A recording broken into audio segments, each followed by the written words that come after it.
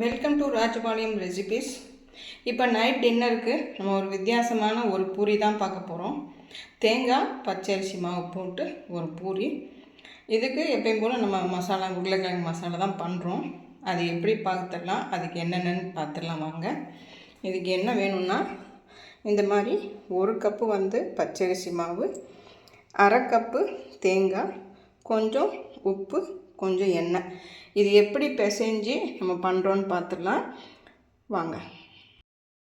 இப்போ stove on பண்ணிக்கிட்டோங்க. On பண்ணிவிட்டு எண்ணெயெல்லாம் ஒன்றும் ஊற்ற தேவையில்லை. இந்த மாவு அப்படியே இதில் கொட்டி லைட்டாக வறுக்க போகிறோங்க. ஒரு லைட்டாக ஒரு வாசம் வரும், அது வரைக்கும் நம்ம லைட்டாக வறுக்கணுங்க. இது சாதாரண மாவு தாங்க, கடையில் வாங்கின மாவு தான், இடித்து பொடிச்சு எல்லாம் வைக்கல. நம்ம சாதாரண மாவு தான். இதுலேயும் நல்லாவே வரும் இந்த பூரி. இந்த மழை காலத்தில் இது கொஞ்சம் ஈஸியாக நல்லா சாப்பிட்டு பாருங்கள், சூப்பராக இருக்கும். அடுப்பை சிம்லேயே வச்சுக்கோங்க, ஏன்னா கலர் மாறிடக்கூடாது. வாசம் மட்டும்தான் வரணும், கலர் மாறக்கூடாது. நீங்கள் தொட்டு பார்த்தாலே தெரியும், இன்னும் கொஞ்சம் வறுக்கணும்.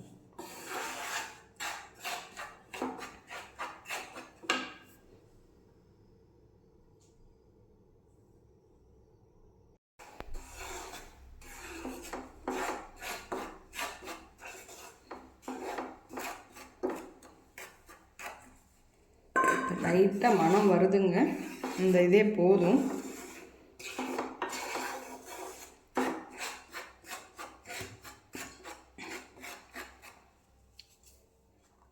பார்த்திங்கன்னா நல்லாவே சூடாக இருக்குது, இதே போதும்.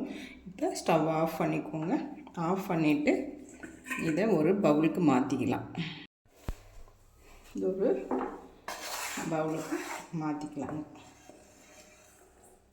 நம்ம எப்பயுமே எல்லாமே கொஞ்சம் தான் செஞ்சு காமிப்போம், அதனால தான் உங்களுக்கு இது கொஞ்சமாக தான் பண்ணி காமிப்போம்.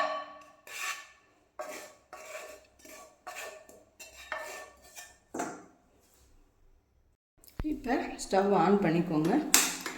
ஆன் பண்ணிவிட்டு ஒரு கப்பு தானே மாவு போட்டிருக்கோம், அதுக்கு நீங்கள் ஒரு கப்பு தண்ணி ஊற்றிக்கலாம். ஊற்றிட்டு லைட்டாக சால்ட்டு போடுங்க. பார்த்து போட்டுக்கலாம், லைட்டாக போட்டுக்கலாம்.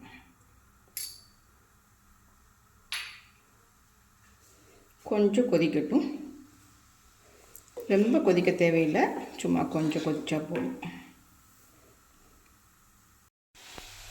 இந்த மாதிரி பபுள் வர அளவுக்கு கொதிச்சா போதுங்க. இப்போ ஸ்டவ் ஆஃப் பண்ணிக்கோங்க.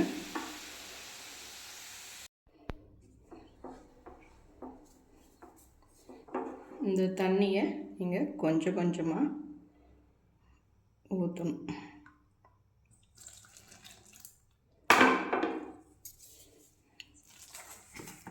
கையில் வச்சு பிசைய முடியாதுங்க, அதனால் கொஞ்சமாக இந்த மாதிரி மத்து வச்சுக்கோங்க. இப்போ நம்ம என்ன பண்ணுறோன்னா, இந்த தேங்காய் வச்சுருக்கோம் இல்லையா, இந்த தேங்காய் மிக்சியில் ஒரு தண்ணி ஊற்றாமல் அடித்து எடுத்துகிட்டு வந்துடலாம். இப்போ தேங்காய் இந்த மாதிரி தண்ணி எல்லாம் ஊற்றாமல் கொஞ்சம் அடித்து இந்த மாதிரி எடுத்துகிட்டு வந்திருக்கோம். அதை இப்படி போட்டுக்கோங்க.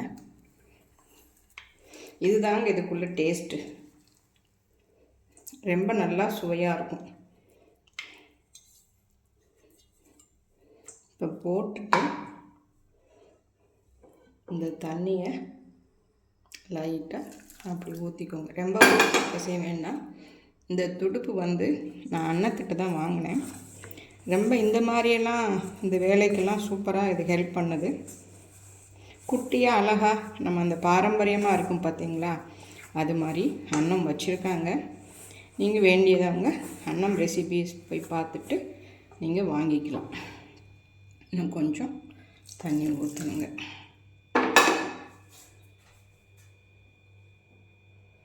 இந்த ஸ்டேஜில் கொஞ்சம் நம்ம எண்ணெயும் ஊற்றிக்கலாம். லைட்டாக போதும், எண்ணெய் ஊற்றிக்கலாம்.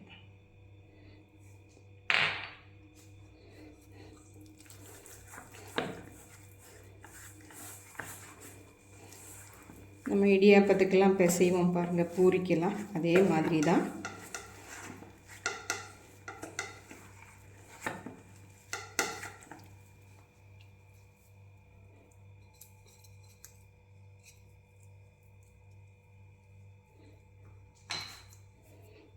கொஞ்ச நேரம் ரெஸ்ட் கொடுத்துட்டு அப்புறம் கொஞ்சம் பிசையலாம். இப்போ கொஞ்சம் ஆறிடுச்சுங்க. இப்போ நல்லாவே நம்ம பிசைஞ்சு கொடுக்கணும். நம்ம பூரி மாவு மாதிரி தான் பிசைஞ்சிடலாம்.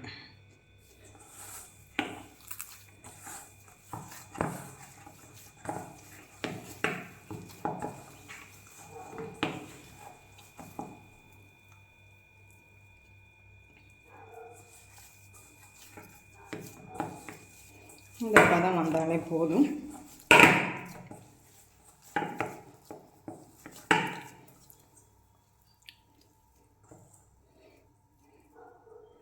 காயாமல் இருக்கிறதுக்கு சும்மா லைட்டாக கொஞ்சம் எண்ணெய் விட்டுட்டு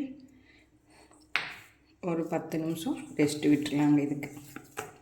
அப்புறமே நம்ம பூரியை திரட்டிக்கலாம்.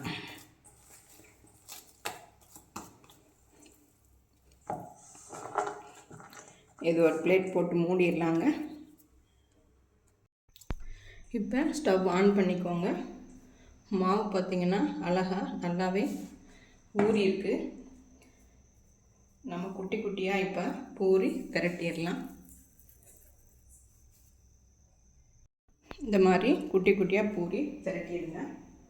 திரட்டிட்டு நம்ம அடுப்பில் அந்த எண்ணெயில் போட்டு எடுத்துட்டேன். அந்த சுற்றிக்கு கொஞ்சம் நல்லாவே வராது இந்த பச்சரிசி மாவுனால். நீங்கள் இந்த மாதிரி ஒரு மூடி வச்சு கரெக்டாக அழகாக எடுத்துக்கோங்க. இதே மாதிரி எல்லாமே செஞ்சுட்டு பார்த்துடலாம்.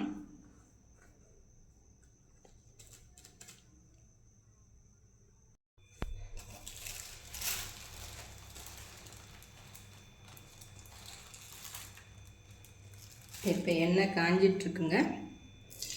பூரி போட்டுடலாம். இது கொஞ்சம் நேரம் ஆகுங்க. நம்ம அந்த பூரினா டக்குன்னு வந்துடும். இந்த மாதிரி போட்டுகிட்டே இருங்க. ஒரு 5 எக்ஸ்ட்ரா கொஞ்சம் நேரம் ஆகுதுங்க நம்ம அந்த பூரிக்கும் இந்த பூரிக்கும். ஆனால் நல்லாவே வருது. டேஸ்ட்டும் சூப்பராக இருக்குது. அப்படி பீஸாக ஒயிட்டாகவே இருக்குது. இதே மாதிரி எல்லாமே சுட்டு எடுத்துகிட்டு வந்துடலாம். இப்போ பாருங்கள், நம்ம அந்த பூரி மாதிரியே இதுவும் நல்ல உப்பலாக வருது. சூப்பராக வருதுங்க. நீங்கள் இது செஞ்சு பாருங்கள். ரொம்ப ஈஸி தான், நல்லாவே இருக்குது. செஞ்சு பாருங்கள்.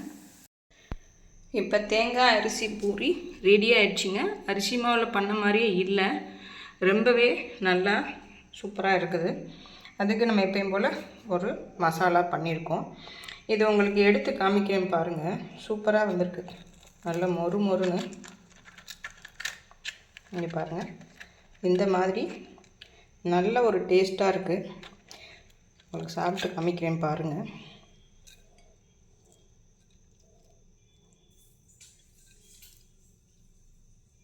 அவ்வளோ ஒரு டேஸ்ட்டாக இருக்குங்க.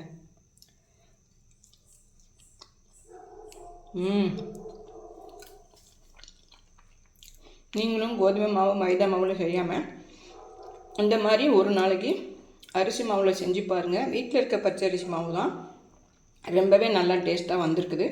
நீங்களும் ட்ரை பண்ணி பார்த்துட்டு எனக்கு கமெண்ட் பண்ணுங்கள். தேங்க்யூ.